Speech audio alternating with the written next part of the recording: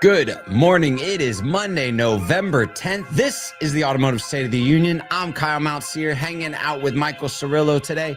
We're talking about Ford rethinking the Lightning, SEMA getting wild, and flow driving with AI.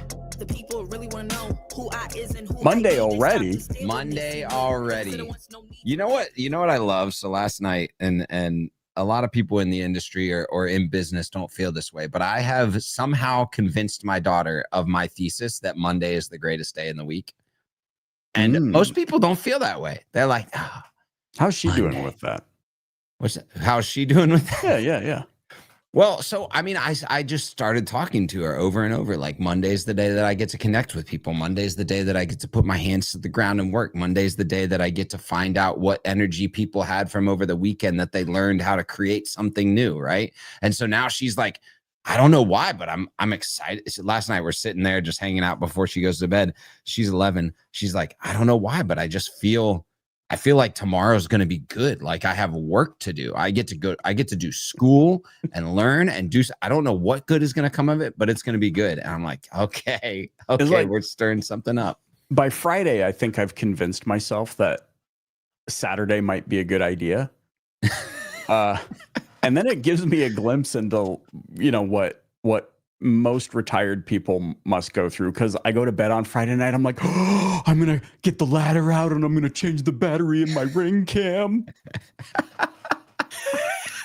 And then that's done. And I'm like, what the heck else am I supposed to do? What else am I going to do? What else am I going to do? Hey, if you haven't actually, I would encourage you, and I don't normally do this, point to my own LinkedIn post, but if you wrestle with the business of the week, the rest of the weekend, and how to pair those two in your general lifestyle, check out my most recent LinkedIn post. There's a book there. It's a great read. Also, if you're just struggling with rest and how that pairs with a busy business life, there's space for that. So you can have both. Guys. Yeah, it is a good post. It got an audible out of me over the weekend. Yeah. For sure. Hey, we got a couple things coming up. Paul is at VinQ Unleashed the next couple of days, so that's why he's not here.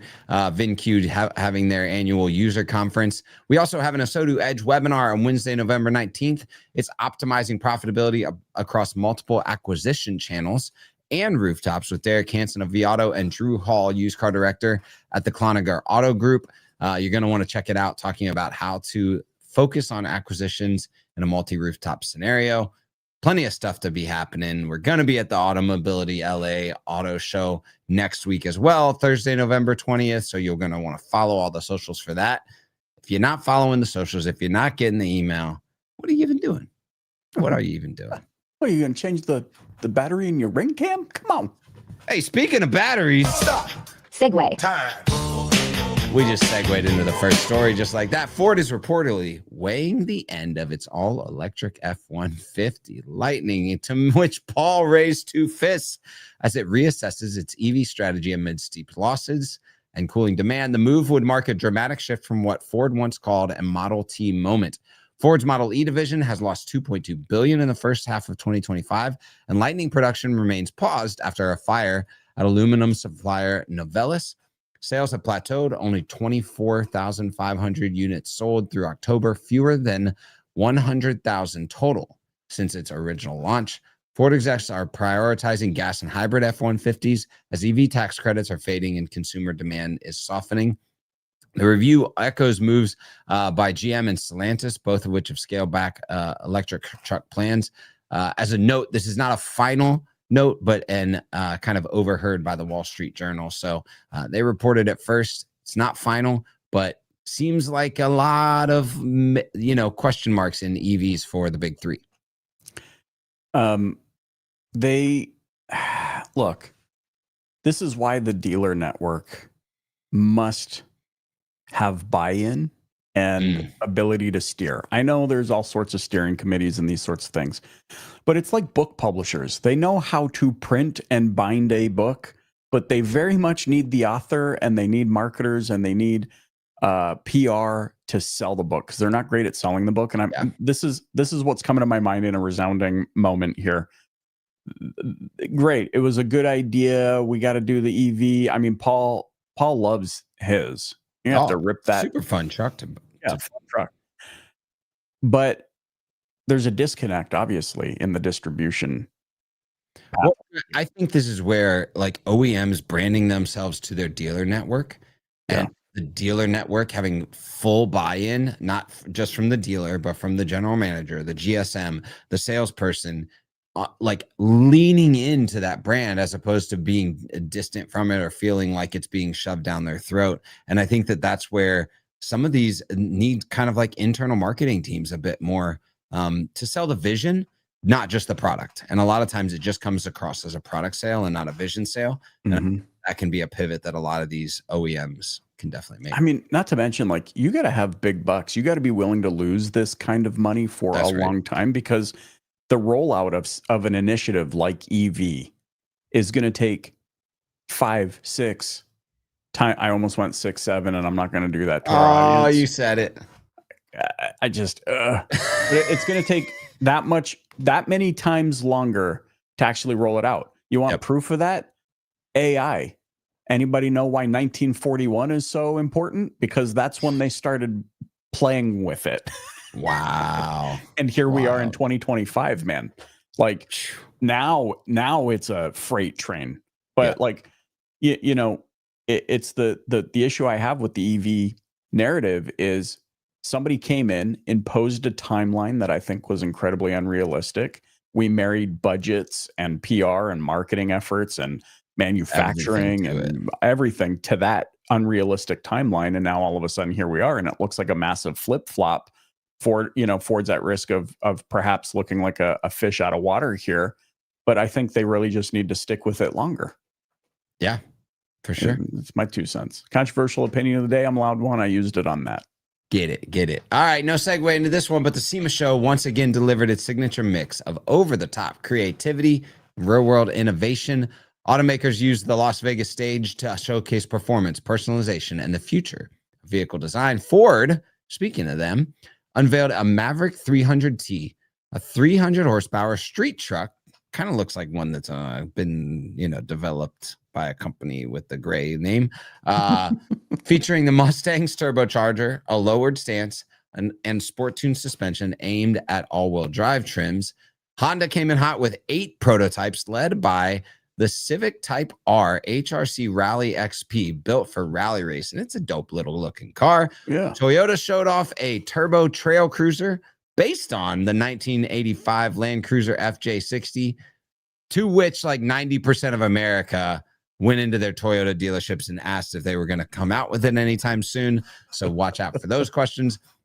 Nissan's Dune Patrol turned the Armada into a desert racer, which is just like a strange thing to see that big truck into a desert racer. One show organizer said SEMA has become the proving ground for what's next in personalization.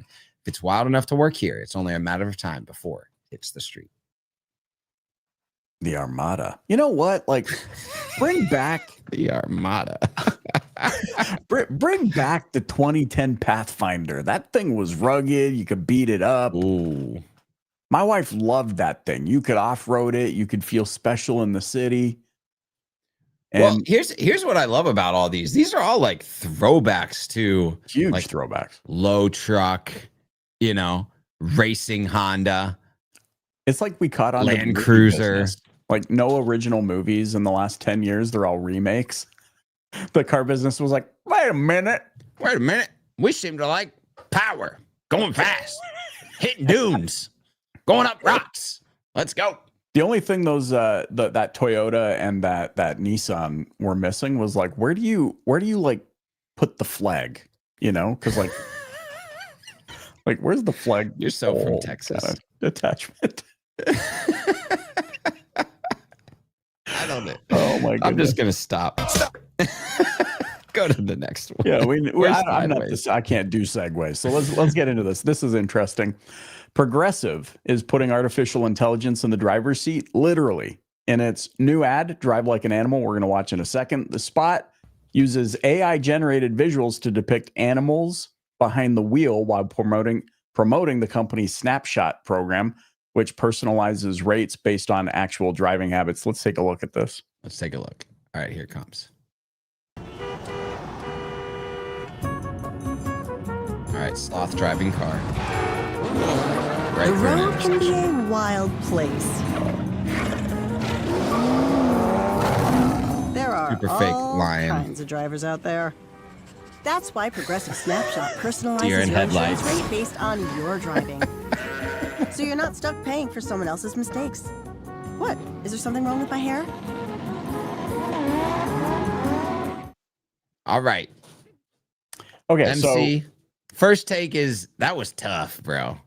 I'm just not gonna lie. It was tough. I want to know how much that costs to put together because they obviously have AI models that we don't get to use. Right. Well, I mean, it definitely costs a lot. They use 3 different agencies, their agency of record and two additional external agencies to produce this AI-driven commercial with animals and cars that were all super unbranded, not real, not hyper realistic at all. But it probably cost about 1/10 of what it would have done if you had only motion designers working on it for 5 months. We got a quote here. Matt Dillon, the business leader of the creative development at 96 Progressive Agency. He said, quote, AI is an exciting tool that adds to our ability to innovate, but it's just that, a tool. Yeah, this is one where I think, you know, obviously these big companies are trying to push the boundaries, show art of possible. Can it be done at scale? But I think for me, the better move would have been, hey, get this thing into AI to kind of like scope it and then come back with what are the real people are going to actually make this thing look like, because I just can't see this thing running that fast. It's not funny. It doesn't have any sort of like nostalgia to it. It's real weird. Yeah. I mean, they tried, right? They tried to like personalize it or make it fun with animal instinct, you know, that kind of reflects to some human instincts behind the wheel. But you're right. At the end of the day, it's just that it's AI, and I can't rarely relate to an animal. I can't relate to an animal. Definitely not any of those. Not Especially any of while those. driving. Not the lion, not the But hey, they hyenas. tried it. And I think that that's the point right now. AI is like, you got to be trying it. If you're not trying it, if you're not putting, you know, the reps in to figure out if you can use it at scale, then that's where you're losing. And I will say it's at least marginally better than the slop that is That's true. plaguing all of our social feeds right now. Yeah, like Sora. Full stop. Bro, all those chiropractor videos. We've gotten sideways today on the show. We apologize for our Monday morning. Hey, if you don't know, we're all about loving people more than you love cars. Go serve someone today and use this in your conversations.